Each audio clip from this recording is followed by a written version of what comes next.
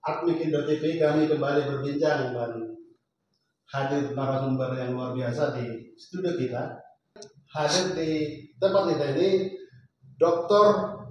Insinyur Sahat Siombing MM MH. Beliau ini seorang pakar, dosen, akademisi, dan juga pemilik beberapa perusahaan yang kami catat pendiri dan pemilik dari PT Caldera Toba Internasional. Beliau juga sangat peduli dengan UMKM dan mendampingi UMKM, terutama kerinduan para usahawan mandiri ini untuk memiliki rumah. Bagaimana mendampingi mereka memiliki rumah impian. Nanti pikiran-pikiran dari beliau ini kita juga akan dengarkan. Selamat siang Pak Sahat. Selamat siang Pak Hotman. Terima kasih waktunya ini, dan tetap kami kehadiran narasumber Bapak Dr. Laurentius Manurung. Selamat siang Pak. Selamat siang. Barangkali diawali dari Pak Dr. Sahat Siombing sebagai pakar. Ini menarik sekali nih Pak Ketum, Pak Laurentius Manurung dan Pak Hotman, terima kasih. Sebelumnya saya juga menyampaikan bahwa saya ini 28 tahun mengabdi di BUMN Bank BTN. Jadi nggak salah kalau saya menjadi advisor beliau sebagai khususnya untuk pembiayaan perumahan dan pengadaan perumahan untuk UMKM. Memang kalau dikatakan dikaitkan dengan pendirian Kementerian Perumahan dan Kawasan Permukiman, saya kira memang saya selaku pelaku properti dan memang lama di pembiayaan properti menilai bahwa ini sangat tepat sekali ya. Kita tahu bahwa backlog perumahan saat ini kan sekitar 12,7 juta. Backlog itu artinya yang belum terpenuhi. Yang dibutuhkan oleh masyarakat saat ini. Dan setiap tahun itu akan ada tambahan sekitar 800.000. Jadi kalau pemerintah Pak Prabowo mencanangkan 3 juta rumah dalam 1 tahun, ini luar biasa ya. Tapi ini sangat ideal sebenarnya. Dan pendirian Kementerian PKP ya itu sangat tepat, dan kami pun dari Apindo sangat senang. Kita dari sangat senang Pak Ketum ya, karena memang dari 12,7 juta ini kalau dilihat dari decile income itu 92% ya itu income-nya di bawah 8,1 juta. Jadi memang ini income para pelaku UMKM juga ya.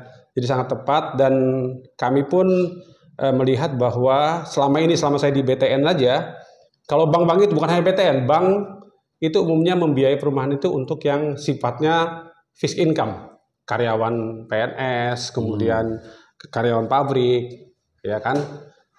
Begitu yang memohon KPR adalah UMKM, wah ini non bankable lah, nggak akan kebanyakan ditolak. Nah ini persoalan-persoalan yang memang dengan adanya Kementerian PKP ini, harapan kita ini sebagai organisasi Apindo yang mendukung pengadaan rumah untuk pelaku UMKM, saya kira sangat tepat sekali. Barangkali Pak Manurung bisa tambahkan. Baik, terima kasih nih. Selamat datang di Apindo TV, Pak Sahat. Beliau inilah sahabat kita dari dulu. Sewaktu saya direksi di BUMN, beliau juga mitra kita dari Bank BTN. Jadi saya tahu persis. Sehingga setelah beliau selesai pengabdian di BUMN, kita ajak bergabung di Apindo sebagai expert, advisor, dan banyaklah peran beliau, termasuk kemarin waktu kita melakukan berbagai kegiatan. Supaya kita ada gambaran lebih utuh lagi nanti dalam diskusi ini. Tema kita hari ini kan rumah murah untuk UMKM. Iya. Rumah murah untuk anggota Apindo. Kira-kira begitulah kalau lebih spesifik. Saya trace kembali mengenai UMKM. UMKM itu kan namanya usaha mikro, kecil, dan menengah. Jadi dari kata usaha mikro, kecil, dan menengah, sesuai dengan PP nomor 7 tahun 2021. Nah ini perlu berkali-kali saya sampaikan ini agar pemahaman semua masyarakat ataupun pemirsa di Apindo TV bisa memahami bahwa sesuai dengan PP nomor 7 tahun 2021, usaha mikro itu modalnya kurang dari 1 miliar, penjualannya kurang dari 2 miliar per tahun. Itu mikro. Jadi ada 2 variabel, pertama adalah modal dan penjualan. Kalau dia kecil, modalnya 1 sampai dengan 5 miliar, sedangkan penjualannya 2 sampai 5 miliar.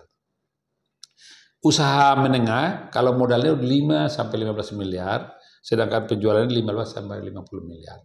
UMKM ini ada di seluruh Indonesia, dari mulai pedesaan sampai perkotaan, dari ujung timur sampai ujung barat. Kita mencoba mengkelompokkan UMKM itu di beberapa klaster yang sekarang kita coba yang paling besar pertanian, perikanan, peternakan, dan kehutanan. Iya. Ini nanti kita lihat di sektor mana sih perumahan yang sangat dibutuhkan. Itu dua adalah retail dan perdagangan. Retail ini kita bisa lihat pedagang-pedagang eceran, baik di pasar-pasar maupun depan rumahnya. Ada juga pedagang-pedagang besar yang mulai agen-agen daripada produk-produk tertentu. Kemudian daerah pariwisata dan ekonomi kreatif juga lah satu, banyak di sana UMKM. Ya, kalau betul. kita lihat pariwisata, coba di tempat kita kawasan Danau Toba. Begitu betul. banyaknya itu pedagang-pedagang di situ, termasuk juga banyak kegiatan-kegiatan misalnya tourist guide, kemudian yang menyiapkan bahan-bahan untuk turis gitu ya. Kemudian industri kecil dan jasa lainnya. Industri kecil juga banyak ini. Seperti kita lihat di Jakarta, pusat industri kecil di PIK, dia ada di Cakung maupun di Ciracas. Kalau jasa lainnya seperti salon, kursus-kursus, mungkin tambal ban itu termasuk UMKM. Kalau ojol online itu kita masukkan dalam pariwisata dan ekonomi kreatif, ya. Kemudian pengadaan barang jasa dan pemerintah dan BUMN. Ini juga salah satu kemarin kita coba diskusikan dengan ICW. Sesuai dengan PP nomor 7 maupun Undang-Undang Cipta Kerja bahwa 40% belanja pemerintah BUMN itu seharusnya diberikan kepada UMKM. Inilah. Sekarang kembali kepada struktur tadi. Kalau kita lihat dari 5 klaster tadi, UMKM yang bergerak di bidang pertanian, kepeternakan, kehutanan dan perikanan itu hampir 48,85%. Iya, betul. Petani. Kita terima kasih nih Pak Prabowo sudah menandatangani kemarin peraturan pemerintah untuk membebaskan hutang betul. petani. Ini itu kita luar biasa. terima kasih nih Pak Prabowo. Sukses untuk Bapak.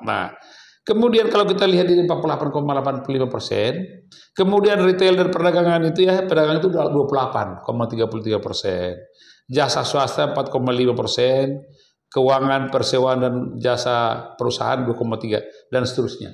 Jadi kalau kita lihat dari sisi kebutuhan pasahat perumahan, bisa kita lihat hampir 73% itu butuh perumahan anggota UMKM itu. Karena memang di situ petani, nelayan, peternak, dan juga usaha-usaha di perkebunan, kemudian pedagang-pedagang. Kalau kita lihat pedagang-pedagang sekarang banyak orang melakukan informal usaha-usaha informal, bisa kita lihat di pasar-pasar dan sebagainya. Inilah sebenarnya yang 70% ini, 73% ini sebenarnya yang memerlukan perumahan. Dari 73% di mana mereka? Kalau kita lihat dari 64.500.000, ini untuk pembuka diskusi nih Pak Sahat ya.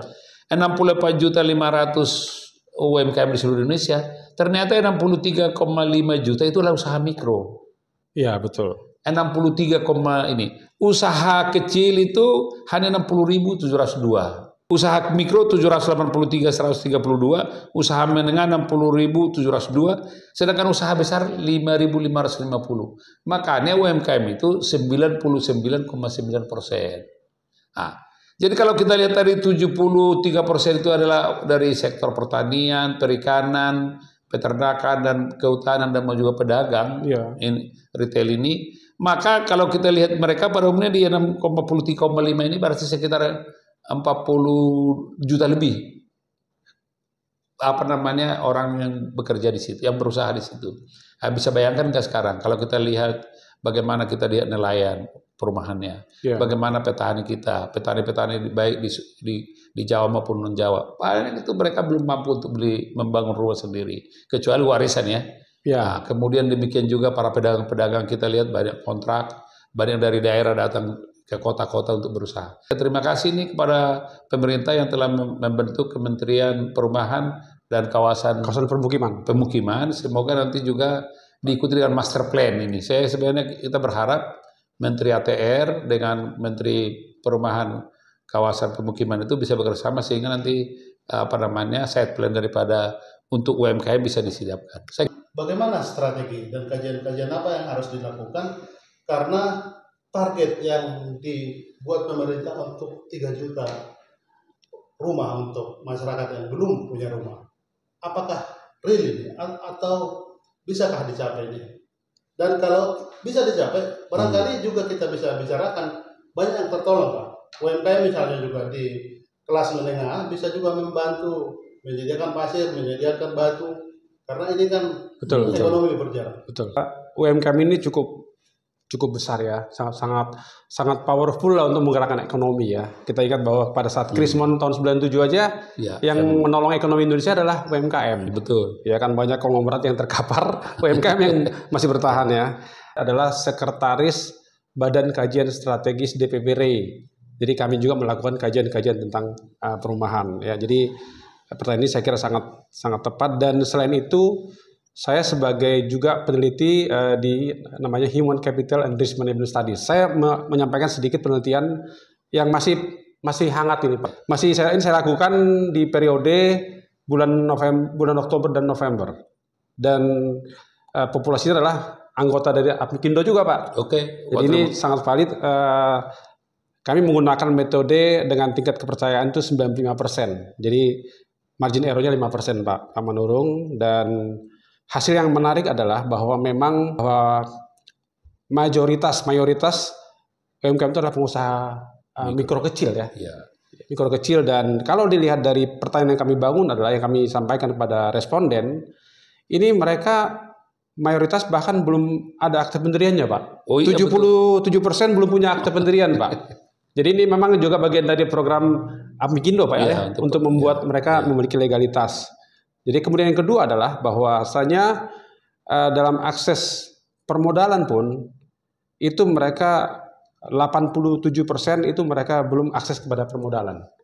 Ya terang aja mereka kan banyak yang terjebak di pinjol sehingga ketika dimohon ya ditolak bank. Nah ini juga akan menjadi kendala dalam hal nanti ketika Pak Marora Sirait mengadakan program 3 juta rumah, dan tentu saja para pelaku UMKM yang belum memiliki rumah kan akan meminta KPR dari bank. Nah, ini akan terbentur dengan masalah ini. Mereka tidak bankable.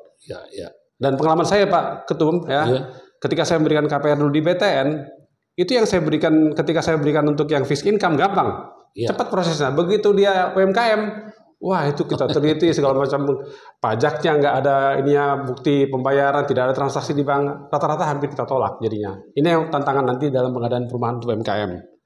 Kemudian fakta yang menarik lagi yang saya sampaikan adalah bahwa ternyata dari 64 juta deh, Pak ya.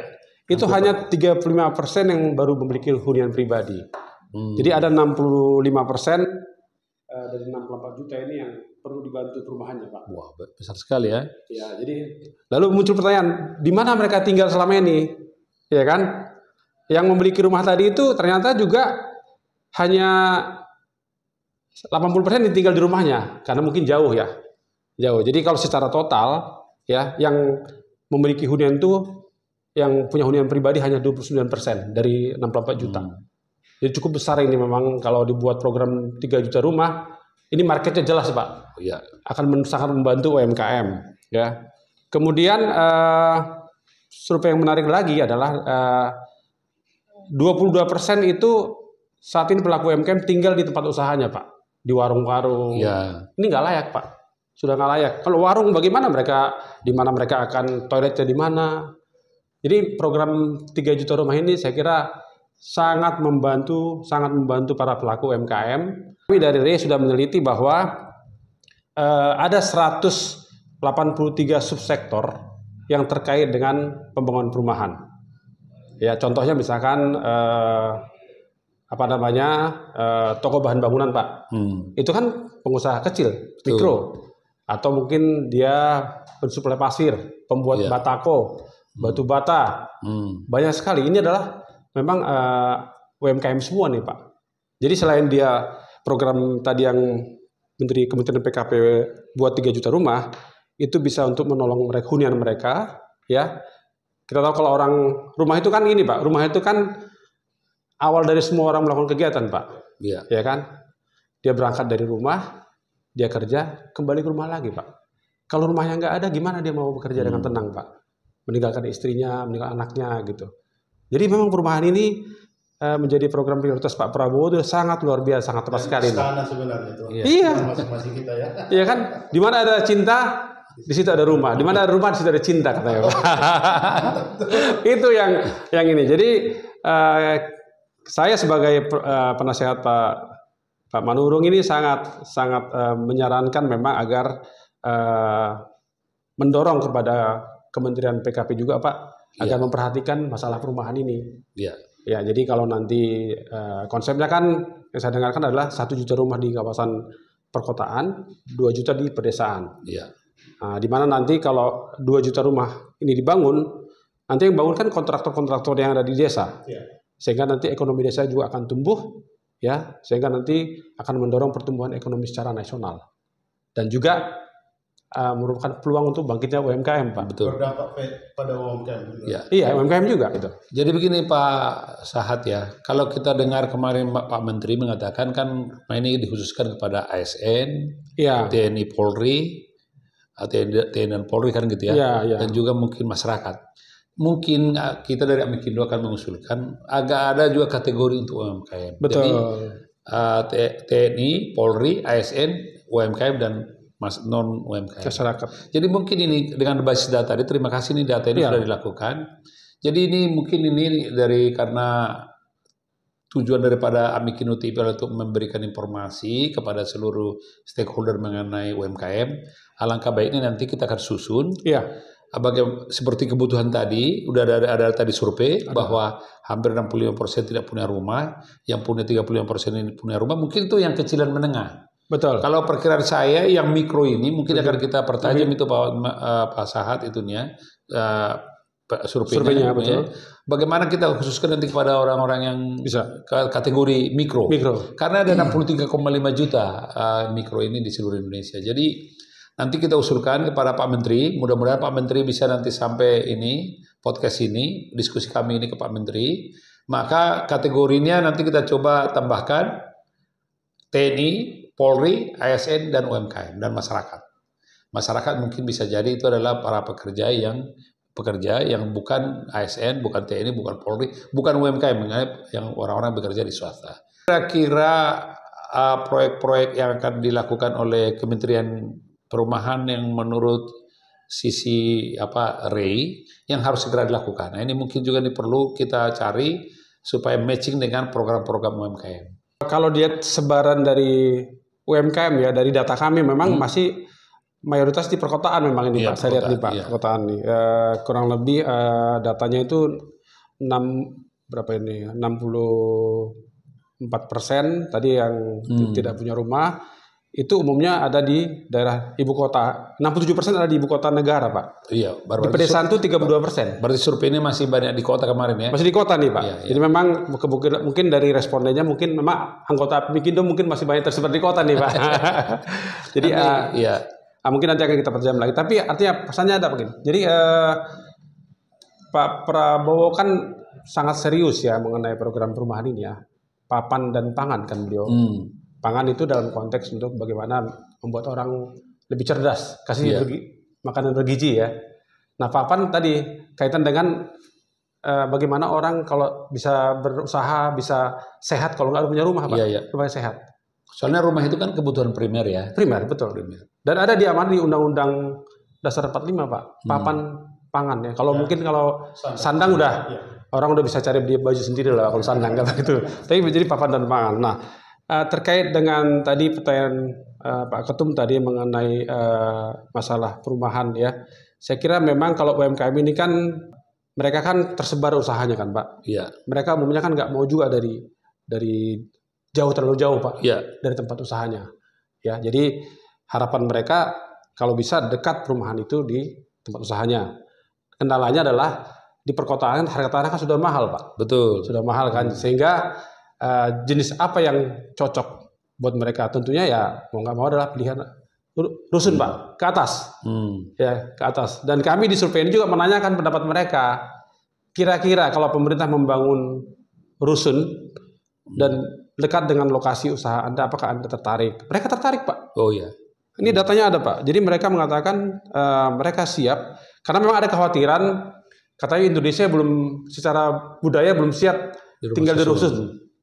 Ya kan? Tapi kalau dibangun jauh dari tempat usaha mereka nanti biaya transport, Pak, waktunya dan lain sebagainya. Jadi menurut jawaban mereka ini bahwa mereka setuju 80% setuju bahwa rusun itu bisa jadi solusi untuk mereka tinggal gitu Pak. Ya. Jadi memang tepat dengan masalah kekurangan tanah yang terjangkau, ya solusinya kan membangun rusun Pak. Dan itu memang program waktu diusulkan itu memang dibicarakan itu di awal itu adalah memang pembangunan rusun yang akan digencarkan di perkotaan Pak. Ya. Kalau di pedesaan memang masih landed Pak, masih tanah lah gitu. Pak Sahat juga kami dengar pernah berkarir di BTN ya? Ya, BTN. 28 BTN tahun. ini kan perusahaan negara atau bank negara yang selalu mengcover memberi subsidi untuk bagaimana masyarakat terbantu memiliki rumah. Betul. Tapi faktanya di lapangan banyak juga dalam perjalanannya orang-orang yang sudah misalnya men-DP rumahnya tiba-tiba dalam perjalanannya tidak mampu untuk mencicil. Tetapi orang-orang yang dalam tanda kutip maruf punya uang, dia bisa memiliki rumah banyak juga. Jadi dia beli lagi dari yang lain daripada ditarik rumahnya begitu. Apa solusi yang terbaik nanti ke depan agar memang orang-orang seperti yang tidak mudah mencicil ini juga terbantu? Iya, itu namanya tidak tepat sasaran berarti kan? Ya. Memang makanya tadi kan dari Pak Manurun tadi mengatakan ya kita Mikindo kan juga bisa menjadi mitra buat pemerintah juga dalam seleksi Pak di awal ya, sehingga nanti tidak salah sasaran, gitu kan? Artinya sebaran dari pelaku ini kan kita punya database sebenarnya. Seperti kita sekarang datanya kan ada 5.800 Pak anggotanya ya. Kita tahu di mana apakah dia sudah memiliki rumah dan lain sebagainya, usahanya apa. Kan kita bisa membantu pemerintah untuk mencegah terjadinya salah sasaran. Ya, jadi itu memang problem. Kalau dari sisi perbankan memang kan sepanjang dia repayment capacity-nya mampu, ya bank memberikan itu Pak. Artinya dia belum pernah dapat subsidi, ya. Kemudian praktek di lapangan memang banyak terjadi yang ada terjadi yang memang tidak sesuai dengan ketentuan. Ada terjadi Pak. Program yang dilakukan BTN selama ini sudah banyak juga membantu masyarakat Pak. Kalau memang ada beberapa kasus memang itu nggak bisa dihindari juga, perlu tinggal diperbaiki. Tapi memang dalam konteks nanti membangun 3 juta rumah, memang ini harus melibatkan banyak pihak Pak, seleksinya. Dan Pak Marwarar pernah mengatakan juga salah satu kunci suksesnya adalah database ya Pak. Siapa sih yang belum punya rumah sebenarnya? Betul. Itu kuncinya Pak. Makanya APMIKIMDO bisa membantu juga, bisa berkolaborasi dengan Kementerian PKP juga untuk menyediakan data itu Pak. Ya, sehingga nanti tidak salah sasaran. Ya, kita kan bisa mengenal anggota kita Pak. Udah punya rumah nggak belum mereka ini? Ya. Nah ini dari yang bisa dari APMIKIMDO bisa nanti bantu pemerintah. Kemudian juga memang kendala lagi Pak, ketika bank itu menyeleksi, tadi saya sampaikan menyeleksi kemampuan mengangsur daripada pelaku usaha yang sektor informal namanya ini kami kesulitan juga memang di banking Pak. Sehingga harus ada produk khusus memang dari perbankan nih Pak, supaya nanti jangan disamakan dengan orang yang tadi PNS dengan yang gajinya tetap setiap bulan. Itu kan gampang Pak, tinggal potong gaji. Kalau MKMK dia kan turun naik Pak. Bulan ini dia income-nya mungkin bisa 20 juta, bulan depan lagi turun bisa 10 juta, bisa 7 juta. Sehingga nanti mungkin harus ada produk memang yang didesain untuk angsuran KPR bagi pelaku usaha UMKM. Syukur-syukur pemerintah bisa memberikan subsidi angsuran Pak. Bukan subsidi bunga Pak. Angsurannya disubsidi Pak. Saya termasuk pelaku UMKM juga Pak, karena kan saya konsultan yang modalnya masih di bawah 1 miliar Pak modalnya Pak. Jadi termasuk juga. Ini menarik ini. Saya ini Pak Sahat sama Pak Hotman. Saya waktu terjadi COVID, pemerintah kan memberikan bantuan langsung kepada para UMKM pada saat itu. Betul. Dalam program pemulihan ekonomi nasional. Apa yang terjadi? Karena pada awal-awalnya pemerintah menyediakan sejumlah dana untuk diberikan bantuan. Pada saat itu tidak semua bisa dana yang tersedia itu bisa disalurkan. Betul. Karena apa? Karena memang sasaran tadi tidak tepat. Itu yang saya sampaikan kepada Kementerian Koperasi UMKM pada saat itu. bagaimana sebenarnya harus ada sistem yang menjembatani mereka untuk menentukan siapa yang layak dapat. Akhirnya pada saat itu kan hanya prosesnya pergi ke minta data RT RW, kemudian dia pergi ke bank BRI, dicairkan, keluarlah dengan data hanya seadanya aja. Iya. Tapi ini kan terjadi hal-hal yang tidak tepat sasaran.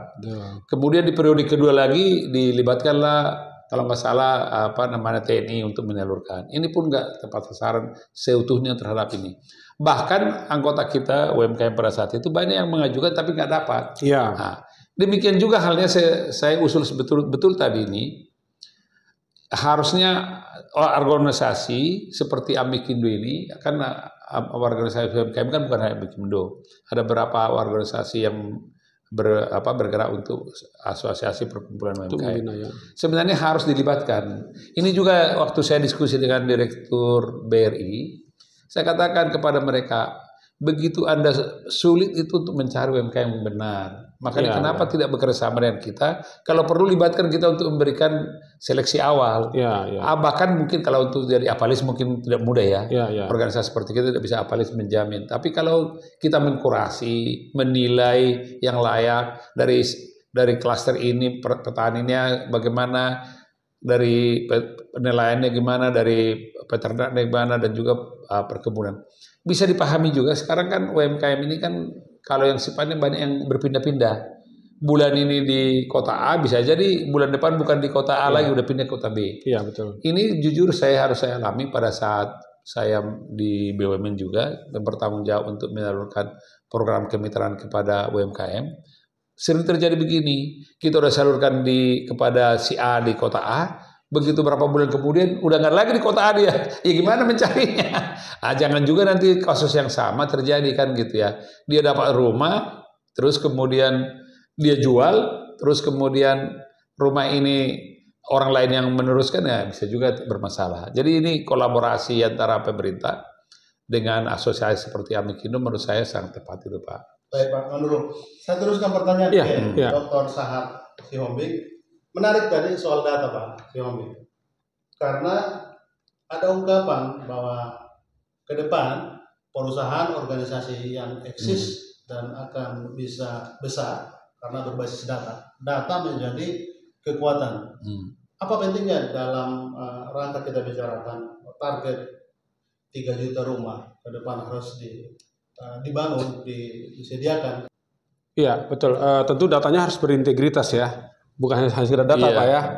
Dan kebetulan ya saya dan Pak Manurung ini pernah jadi direktur di BUMN dan kita sudah lolos, udah lolos dengan badai. Artinya kami sudah melalui satu tahap di mana kami bekerja dengan tata kelola yang baik gitu Pak. Jadi memang database itu juga harus berintegritas ya. Nah, ini kalau lihat dari struktur organisasi dari Kementerian PKP, ada satu kotak memang mengenai database Pak. Iya. Memang begini Pak, tantangan daripada subsidi langsung adalah bagaimana menyalurkannya Pak. Iya.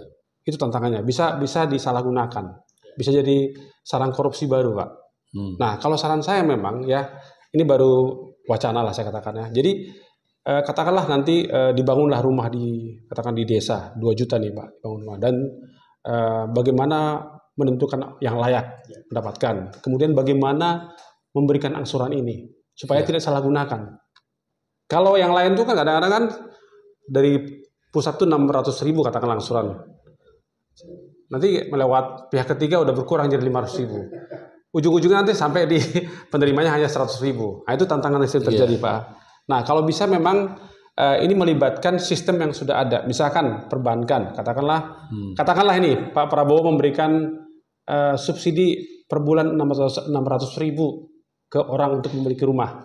Ya, kemarin soalnya sempat saya hitung bahwa kalau harga rumahnya 150 juta, angsurannya dibuat 30 tahun, dia bisa diberikan angsuran 600.000 Pak per bulan. Ya, pemerintah memberikan langsung, tapi langsung dibayarkan ke bank yang pemberi KPR-nya. Iya, bagus juga. Jadi nggak lewat pihak ketiga Pak. Nggak lihat perantara ini kan bisa menguap Pak nih Pak. Nah ini sistem, makanya yang perlu adalah penguatan database tadi Pak. Siapa yang layak, dan perbankan pun dibantu Pak. Selama ini kan kalau bank proses itu kan ditanya mana ada nggak NPWP-nya. Padahal tadi faktanya yang punya akte aja berapa hanya sedikit yang punya akte pendirian Pak. Mana legalitasnya? Akhirnya karena nggak punya legalitas, bank tolak. Ya kan Pak? Itu kendalanya. Nah, dengan adanya katakanlah ada nanti Pak Prabowo mewujudkan tadi bantuan langsung untuk pemilikan rumah, itu nanti bantuan itu langsung diberikan kepada bank untuk membayar angsuran dia Pak. Sehingga tidak ada istilahnya yang menguap di perjalanan. Ya. Sehingga masyarakat pedesaan bisa mendapatkan rumahnya. Bisa aja mungkin nanti rumah baru juga bisa renovasi rumah yang sudah ada, Pak. Ya, renovasi termasuk untuk melegalkan mungkin belum punya sertifikat, ya sekaligus dibuat sertifikatnya, ditingkatkan kualitasnya sehingga itu menjadi rumah yang layak huni. Jadi kekuatan database ini memang sangat penting. Kalau membuat satu kotak di situ untuk penguatan database itu sangat tepat. Dan saya kira kita dari Mikindo siap membantu juga. Siap membantu ya, Pak Ketum ya. Betul. Membantu untuk supaya data itu data yang berintegritas Pak. Jangan asal data gitu, tapi data yang memang bisa dipercaya gitu. Seperti itu. Ditambahkan Pak Manurung, pentingnya juga strategi berbisnis. Data ini harus dimiliki. Betul. Jadi sebenarnya ini karena kita bicara data UMKM. Ya. Kan sekarang ini kita kan memakai data yang dipublikasikan oleh Kementerian Koperasi maupun BPS. Tapi sejujurnya dari berbagai diskusi dengan berbagai pihak, perkiraan saya memang data 64 juta ini seharusnya tidak sebesar itu. Perkiraan kita di lapangan ya. Baik dari sisi, contoh kalau kita lihat di BRI, katanya mereka sampai hari ini baru menjangkau hampir 30 juta. 30 juta untuk debitur mana? Debitur UMKM. Debitur istilahnya. Debitur. Kemudian yang kedua, kalau kita lihat juga pendataan ini mungkin pendataan yang mungkin dilakukan tidak langsung kepada objek yang langsung. Mungkin itu melalui pihak-pihak apakah itu dinas koperasi, UMKM di daerah atau melalui pemerintah daerah atau RT RW dan sebagainya.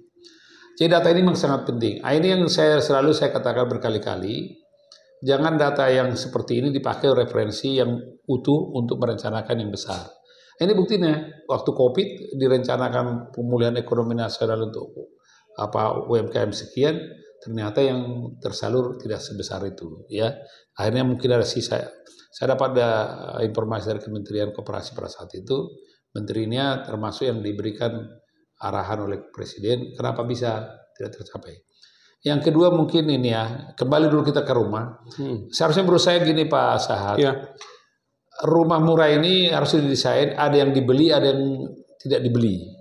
Yang mungkin sekarang kita bisa mengatakan rusunawa, rumah susun sewa gitu ya. Sama rusunami ya. Rusunami. Ya. Jadi bagi yang tadinya UMKM yang belum layak untuk membeli, ya disediakanlah mungkin sewa. Betul. Tetapi ada opsi nanti suatu saat dia bisa membeli, barangkali itu ya. Karena betul. Gini, kalau kita lihat perkembangan daripada UMKM yang mikro, kan itu kan mulai dia usaha kecil, pendapatannya mungkin ada yang 100.000 per hari. Jadi kalau 100.000 per hari usahanya barangkali sampai baru 3 juta per bulan. Ya bisa itu hanya untuk makan sendiri aja udah berat. Naik lagi mungkin 2 juta per hari, 200.000, 500.000 dan seterusnya. Usaha saya kuliner yang ada di sini ada 2 KP Resto, ada namanya Happy Twin KP Resto, ada Bonjour KP Resto. Yang Happy Twin aja untuk mencapai 1 juta per hari aja nggak mudah. Sulit ya, betul. Atau dengan fasilitas yang bagus. Dengan Bonjour KP itu untuk mencapai 3 juta aja nggak mudah. Jadi bisa dibayangkan UMKM mikro yang lain bisa saya perkirakan ya 200.000, 300.000 per hari itu udah luar biasa.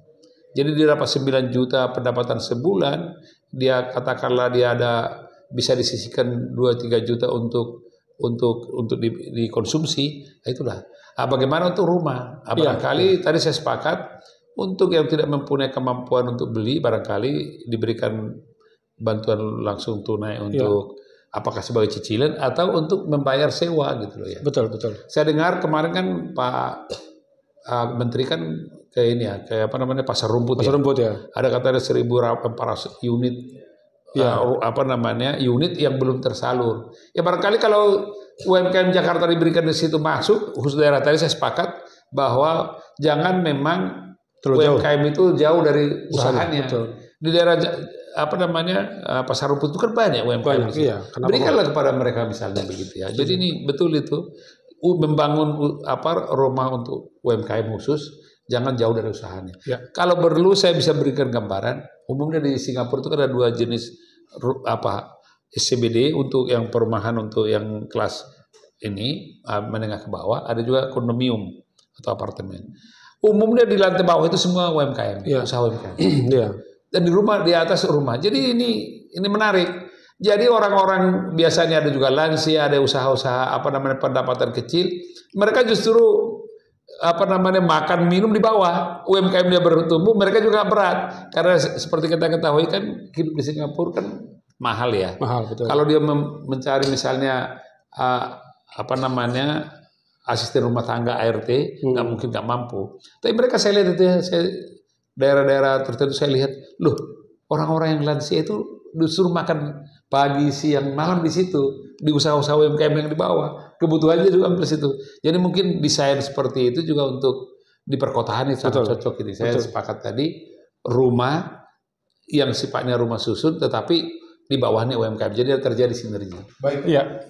Pak Manurung, itu sangat menarik dan sangat mendalam sebenarnya. Karena ini penting, kita akan bahas lebih konkret bagaimana solusi yang harus kita lakukan. Mengingat misalnya teman-teman UMKM khususnya mikro. Seperti Pak Sahat bilang tadi, untuk bikin NPWP saja kesulitan begitu. Lagi tadi Pak Manurung sudah membuka sebenarnya kotak Pandora yang harusnya kita bantu gitu. Oke, gini, menarik ya. Saya juga melakukan kajian juga ya di Jepang dan di Singapura, betul Pak. Jadi di pengembangan sumber daya manusia ada yang namanya career path, Pak. Kalau di rumah ini memang ada housing career, Pak. Oh, housing career. Housing career istilahnya. Jadi orang itu pertama kali memang disuruh sewa dulu, Pak. Disewa dulu. Nah, setelah dia beberapa tahun dikasih semacam opsi menyewa, Pak. Karena dia kan income-nya masih mampunya untuk sewa. Nah, nanti mungkin subsidi langsung tadi digunakan untuk membantu sewanya, Pak. Betul. Itu yang dikatakan sebagai gratis sebenarnya, Pak. Iya, gratis. Jadi bukan dikasih rumahnya gratis, Pak. Kalau dalam konteks pemikiran saya ya. Iya. Jadi dikasih sehingga dia yang menempatinya bisa gratis kan, seperti itu.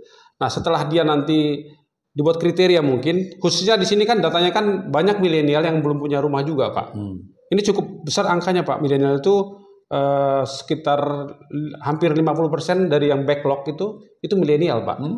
Dan mereka sekarang milenial banyak bergerak di usaha UMKM loh, Pak. Iya, terutama ekonomi kreatif. Iya. Nah, jadi kalau pemerintah menyelesaikan masalah perumahan milenial, menyelesaikan 50% masalah perumahan backlog, Pak. Jadi memang itu ada di UMKM, Pak, sebenarnya. Nah, jadi dibuat semacam housing career, Pak. Nah, pertama dia menyewa dulu, tapi di sebelahnya sudah disiapkan rumah ya atau rusun yang akan dibeli.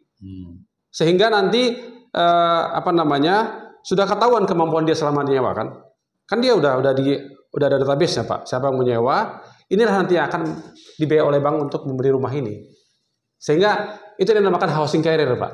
Ya. Sudah terdata. Di Singapura itu dilakukan seperti itu, Pak. Betul. Mereka sewa dulu, baru kemudian nanti memiliki. Nah, dalam konteks yang menjadi tantangan di Indonesia sekarang, Pak, harga rumah maupun rusun itu tidak terkontrol, Pak. Kita tahu saya tahu persis bahwa memang pemerintah kalah cepat dengan swasta menguasai tanah, Pak. Di Indonesia penguasaan tanah oleh developer. Iya, jadi beda kalau di Belanda land bank itu sudah menguasai tanah, Pak. Di Eropa itu land bank itu sangat berperanan, Pak. Di Belgia, di Jerman itu yang menguasai tanah itu land bank. Di kita kan baru berdiri tahun 2022, Pak. Kebetulan saya banyak berdiskusi dengan Bank Tanah, saya memberikan banyak masukan. Saran saya memang kesempatan 3 juta rumah ini Bank Tanah banyak melakukan pembebasan terkait dengan perumahan rakyat sebenarnya. Iya. Sehingga ada engine-nya, Pak. Engine-nya itu adalah 3 juta rumah. Ya tinggal nyari tanah yang cocok untuk rumah kan gitu. Nah, tadi kembali ke yang tadi, Pak, ke masalah sewa tadi, betul Pak Mandorong, seperti itu. Pemerintah Jepang dan pemerintah Singapura pada awalnya untuk katakanlah menstabilkan harga rumah, ya mereka membangun kalau waktu itu Jepang itu membangun 800.000 hunian, Pak, yang mirip, sehingga market terkoreksi, Pak. Yang tadinya tinggi, pemerintah katakanlah waktu harga 1 miliar, pemerintah buka harga yang 500 juta, market kan turun nih, Pak. Sehingga rumah-rumah hunian yang kosong itu tadinya, Pak, jadi terisi, Pak, karena harganya turun. Jadi market yang menyeimbangkan, itulah peran pemerintah sebenarnya. Membangun rumah 3 juta itu sudah tepat bagian daripada strategi untuk membalance harga juga. Selain tadi ya, langsung membangun rumah, menggerakkan ekonomi, ya kan, mengisi backlog tadi, sekaligus juga menggerakkan 183 sektor yang terkait dengan perumahan. Ya. Dan tadi pembangunan yang menarik ini Pak Manurung, pembangunan perumahan rusun di kota-kota itu sebenarnya peluangnya banyak Pak. Contoh misalkan Pasar Tebet, Bapak tahu nggak Pasar Tebet? Iya. Itu kan hanya pasar Pak. Coba kalau dia dibangun perumahan. Iya, UMKM semua itu. Banyak sekali pasar-pasar di blok M tuh Pak, di blok S. Iya. Ada hanya pasar aja. Coba dibangun tower di situ 30 lantai Pak. Kan yang mereka menghuni situ langsung kerja. Malam mereka nggak perlu ngeluarin untuk bensin. Tinggal turun pagi-pagi Pak. Iya. Sempat olahraga mereka Pak. Jadi sehat mereka. Jam 9 buka kiosnya, nggak ada problem. Nggak ada biaya tambahan Pak. Jadi tanah-tanah yang di DKI ini harus dimanfaatin Pak. Gitu Pak. Kali ini semacam resume. Mungkin dari Pak Manurung dulu. Oke. Baik. Terima kasih nih Pak Hotman. Topik kita hari ini adalah rumah murah untuk UMKM. Saya sebagai Ketua Umum Asosiasi Pengusaha Mikro Kecil dan Menengah Mandiri Indonesia menyambut baik dan mendukung adanya Kementerian Perumahan dan Kawasan Pemukiman ya. Saya berharap dari program untuk UMKM bisa diprioritaskan dengan model-model yang telah kita diskusikan tadi. Semoga UMKM itu untuk kebutuhan rumah diberikan, tetapi di sisi lain UMKM juga diberikan kesempatan untuk berkontribusi dalam proses pembangunan. Betul, ya. Misalkan tadi usaha kecil, banyak di setiap daerah ada namanya penyediaan bahan bangunan, pasir, ya. batu bata, batako dan sebagainya. Jangan diberikan kepada usaha besar. Ini juga harapan kita seperti untuk makan makanan bergizi gratis. Ya. Sebenarnya kalau UMKM juga dilibatkan untuk itu bagus. Ini juga kalau dia agak sedikit mungkin ininya kepada pengusaha menengah. Menengah itu kan udah bisa mempunyai modal sampai dengan 15 miliar, udah bisa dia menyediakan kebutuhan-kebutuhan untuk UMKM. Di daerah gitu ya.